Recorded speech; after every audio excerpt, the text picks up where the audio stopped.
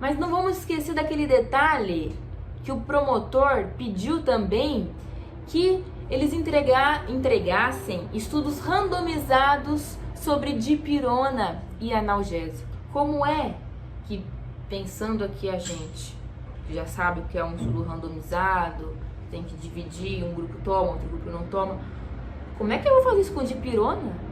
Eu vou deixar a pessoa sentindo dor, eu sabendo que tem um remédio que tira a dor dela, que está sendo amplamente utilizado por décadas, a gente já sabe como ele funciona para N doenças, eu vou deixar lá, a troco do quê?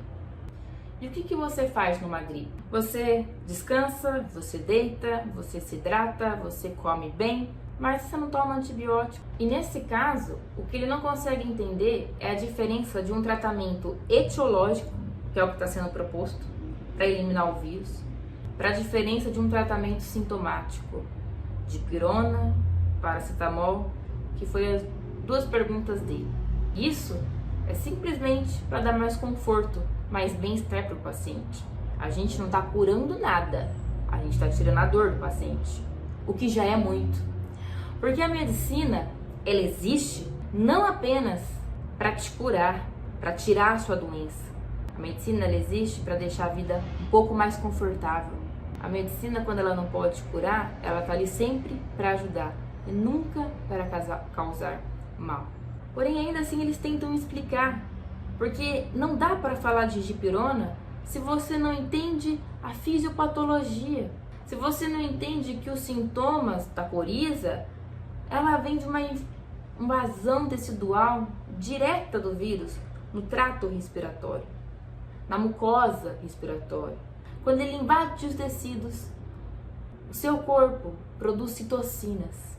São mensagens, SMS, bem que ninguém usa mais SMS, são WhatsApps para dizer: socorro, reaja corpo, reaja corpo, fala. E aí vem potentes mediadores inflamatórios. E o que é inflamação? A inflamação é uma resposta.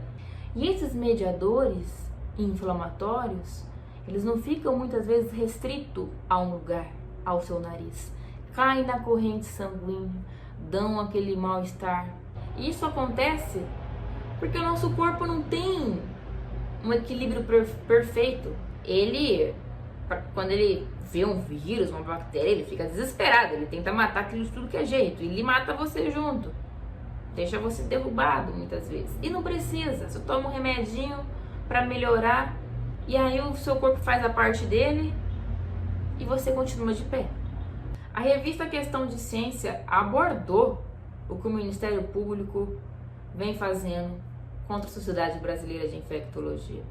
Inclusive, ela notou, assim como eu, aquela aspas irônicas que já começa com um grande estranhamento. A ideia aqui é: uma Sociedade Brasileira de Infectologia não tem o poder de recomendar. Porque quem tem o poder de recomendar é o presidente e os generais do exército, que não sabem de saúde, nem de ciência.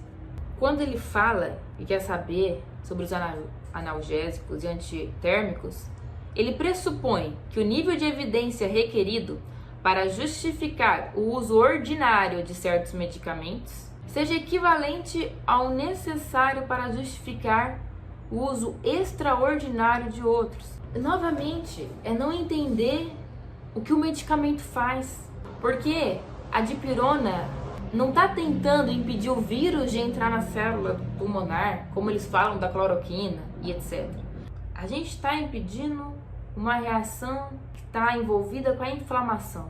Um ponto interessante que a Sociedade Brasileira faz questão de explicar é: ainda não existem ensaios clínicos randomizados para avaliação de medicações sintomáticas na COVID, pois seria antiético e contraproducente no atual momento desenhar ou mesmo discutir estudos controlados com placebo entre drogas para dor e febre. O pior é que ele pergunta para os especialistas de ponta: e aí, você leu lá o Ministério da Saúde? Você viu lá a nota?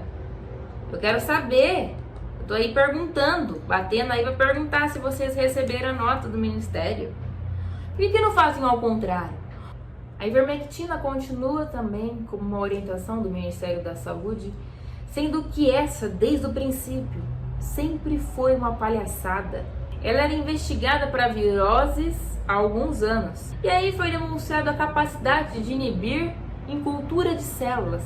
Porém, a dose usada no estudo era 35 vezes maior do que a aprovada para uso em ser humano. Mas o que a gente pode considerar é um ensaio clínico que teve que ser retirado por questões de ordem ética. Eles usaram como referência, nas orientações do Ministério da Saúde, um estudo de Barcelona, que também não mostrou resultado nenhum. A azitromicina não é antibiótico, não serve para vírus. A azitromicina não é recomendada por organizações internacionais. A azitromicina, os trabalhos que tiveram algum benefício têm falhas metodológicas. E agora a gente deve pensar que a gente está misturando vários remédios que causam cardiotoxicidade, que podem dar problemas no coração. E a gente está pondo eles juntos ainda. A azitromicina, ela tem um critério rigoroso para eu poder usar. Se eu uso em massa inadequado, pode levar a um aumento na resistência bacteriana a níveis incontroláveis, tanto na comunidade quanto no ambiente hospitalar. Incontroláveis. Vai terminar o mandato do Bozo, vai terminar o mandato do Pazuello. O problema de saúde que eles vão deixar para nós vai ficar. Você tem uma infecção e não ter um remédio para matar aquela bactéria, acabou. O que você faz com o paciente? Tá aí uma boa sugestão de pesadelo para vocês, que são as superbactérias. O que a gente tem do nosso lado? A Organização Mundial de Saúde, o NIH, o CDC e tantos outros hospitais, universidades, centros, instituições. Do outro, a gente tem o achismo. A gente tem a venda de um milagre que há muito tempo se mostrou que não era eficaz. Sendo a Covid uma doença viral e, portanto, da área da infectologia, a sociedade brasileira se sente na obrigação de contribuir com recomendações quanto ao seu diagnóstico, tratamento e prevenção. Depois de tudo isso que a gente viu, a resposta do Ministério Público foi: considerando centenas de estudos científicos já produzidos que apontam um tratamento farmacológico. Depois de tudo isso, essa foi a resposta. A ideia nunca foi entender. Já que no período de um ano a entidade ficou fazendo diversos pronunciamentos públicos. Então o problema aqui foi os pronunciamentos públicos que a sociedade ficou fazendo. Ela fez o que não podia. Além de ter encaminhado um substancioso documento com 44 páginas em resposta à requisição pretérita. Ele afirma, portanto, que ele não leu essas 44 páginas e ignorou.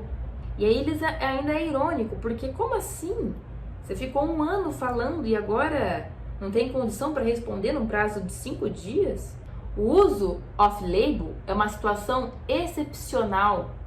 Não pode integrar protocolos e diretrizes terapêuticas oficiais.